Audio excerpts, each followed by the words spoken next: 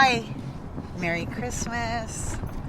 So, it's time for an update.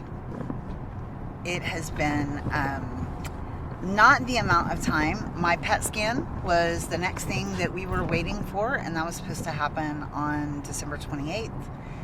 And what ended up happening is I think that I had an acute pancreatitis attack.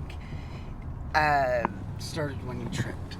I tripped and fell 2 Fridays ago up a tiny flight of stairs at a public school in front of several hundred second graders. That was really interesting. And the moment that I did it, it wrenched, I tensed, and I immediately started feeling discomfort in my pancreas area. Over the next 5 days, a couple of times it was tender to the touch, where when I touched the area of my pancreas, I surprisingly yelped in pain. So I was like, oh, okay, something is going on. And then I have some other little signs that happen with my body when things are going wrong with my pancreas that we don't have to go into. And it's oh, okay, I'm in a pancreatitis attack, which historically, I think that I've had a multitude of pancreatitis episodes, possibly, and I attributed them to ulcers, or I had started wondering if I had gastritis or some other kind of digestive issue. Since I've done treatment, the chemo and radiation, my digestive issues have been 100% better than they've ever been in my whole life. So anyway, I didn't know. I was in an acute pancreatitis attack when I started throwing up, got the hernia, ended up getting diagnosed with cancer, and I didn't know that that's what was going on. Even when that one started, I thought it was ulcers. And I was taking an ulcer protocol to try to deal with it.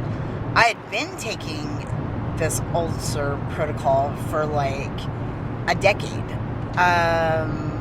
I took ranitidine for 8 to 10 years, which now has been taken off the market because it specifically causes pancreas cancer, which I happen to have now. So, anyway, besides all that, so the pain over the course of the past 2 weeks, the pain has only increased. It's grown steady. It's completely shaken me up and scared the daylights out of me. Incredible fear of the cancer returning or growing. And so I've been really afraid. It threw me into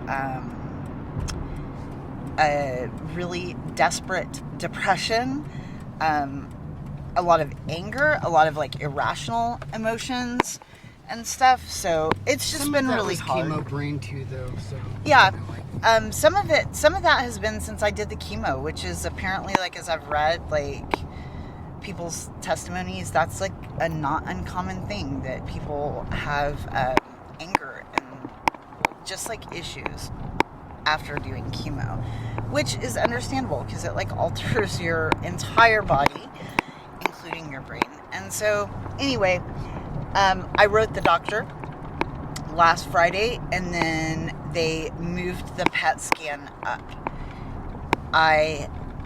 That also absolutely terrified me. I thought, the reason they're doing the PET scan initially anyway is to just check the cancer growth, make sure that it's gone and dead, and that's the last thing I wanted to really hear, was that the PET scan was moved up. But it needed to be done, and rationally I understand that, but I was really afraid. So glory to God, I had the PET scan done yesterday, and it was another, my last PET scan was a wonderful experience, and this one was as well. And I don't mean that sarcastically at all. I just, like, the Lord has put the most kind and gentle and genuinely loving people to just, like, work on me and work with me and stuff. At the end of the PET scan in this medical facility, the man said, "God bless you and have a Merry Christmas." And I mean, that's just really, like, not really heard of in, like, medical facilities and stuff. So that's really awesome. And he was just gentle and wonderful and loving. Anyway, so I had the PET scan and I had blood drawn. I felt like absolutely terrible. I'd felt increasingly terrible going all the way up to the PET scan. I tried fasting for a few days and it did alleviate it. Like the week before, it was starting to, like, recede, but it never completely took it away. I had to fast for the PET scan, and again, historically, fasting makes me sick as a dog. It does a thing to my digestive system, and par for the course yesterday. By the time I'd have blood drawn after the PET scan, and by the time I was sitting in the office to have labs done, I was like, I was texting Callie. He was outside. He had gone to get us some food, and I was like, I'm really sick. I feel really bad. I'd slept all the way to San Antonio. I slept half the way back. I was running fever. I was feeling like I was going to throw up. I was feeling like my bowels were going to go. Like, it just, fasting just does, like, a number on me. So as soon as the PET scan was done and the blood work was done and I got something to eat, I started feeling like increasingly better, and today I have felt really great. I did get a refill of pain medication, so which you haven't been taking for like which 3 I haven't months. really been taking, but I ended up having to take some pain medication, the least strong one of the ones I was on before. But even so, like, going up to the PET scan, I was taking pain medication and it wasn't taking the pain away. It was making the pain tolerable, but it wasn't removing it. So this is very encouraging to me that the pain is dying down. That makes me feel like it is a pancreatitis attack. A lot of other reasons. I was unknowingly eating a lot of food that I didn't know. I didn't think I would ever have. Initially, I thought the pancreatitis attack that I had was just like a one-off. I didn't think I would have more. And I had been on keto when I had the pancreatitis attack. That kicked it off because I was having, like, high fats, high protein, no carbs. And that definitely contributed to the pancreatitis attack. So I just thought, like, if I'm not eating keto, I'm not going to have this pancreas problem anymore. But that's not the case. Now I know. So, yeah, I'm just, like, learning that about my body, and I'm 50 years old, so I'm just now figuring that out. And sometimes I feel so dumb. So, yeah. Next week we get the results. I wasn't doing keto, and I had another pancreatitis attack. I was eating wrong things. I was having, like, a lot of butter. I was having, like, baking bread and putting a lot of butter on the bread.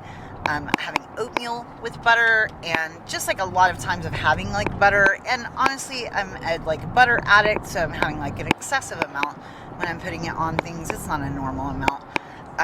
Any excuse for me to eat butter, I'm, like, pretty into. And having, like, avocado and just other things. Something that I thought was really great that I was doing for myself was drinking almost exclusively water, and I was having lemon water, and I'm going through these 3-pound bags of lemons, and come to find out, like, lemon water is absolutely no for pancreatitis. So these are the things that I'm learning, And yes, so I get the results on the 28th. Anyone that would pray for me,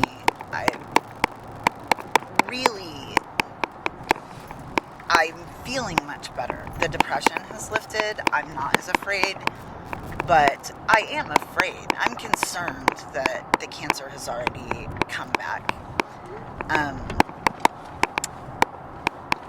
Even though many things say that it's a pancreatitis attack, the fear is just there. When you have this kind of cancer and you know, or we don't know anything, like only God knows, but this kind of cancer turns into liver cancer, and there's a very high chance that it's going to come back, which is why, 3 months later, they're doing a $5,000 test to make sure that it's not growing yet. It's always yet. So, not to say that's definitely going to happen, but that's what happens with this kind of cancer and with other people. So, something I'm really thankful for is I finally started reading other people's stories about this kind of cancer, and I've heard of one or two personally, from pastors, but as I'm reading, people don't get it. They find it at stage 4, or it quickly goes to stage 4, and they perish pretty quickly. I'm sorry, it's really shaky. We ride in a truck, so I should probably cut this off. Yeah, it's getting worse and worse. All right, fine. Just keep going. I think that's it. So I get results. I'll do an update when I get results next week on the 28th. And anyone that is willing to pray for me, please pray for me, for us, for our church, for my grandchildren, our children, and my mom, and for Callie. He has to deal with all my stuff. And whenever we do a video, usually we're pretty happy and upbeat. This last time, I've really been going through depression. I've had several days of crying all day, and going to sleep crying and stuff like that. So he really is just like a rock, and it's a lot for him to deal with. I see what you're saying. Pastoring a church, dealing with just worrying about people's souls and trying to shepherd all of us well, and then having this going on. And I don't like to be the kind of wife that is making chaos in our house, but I've made it really chaotic, just with my letting my emotions run rampant. So I would appreciate prayer for that, to be self-controlled and not have that going on. And I think to a degree it's expected. It's a scary thing, or maybe not expected, but a common thing to be afraid and all of that stuff. But anyway, is there anything else? Am I forgetting? That's good. Yeah. That's it. Okay. Talk to you guys next week. Yep, next week, Lord willing.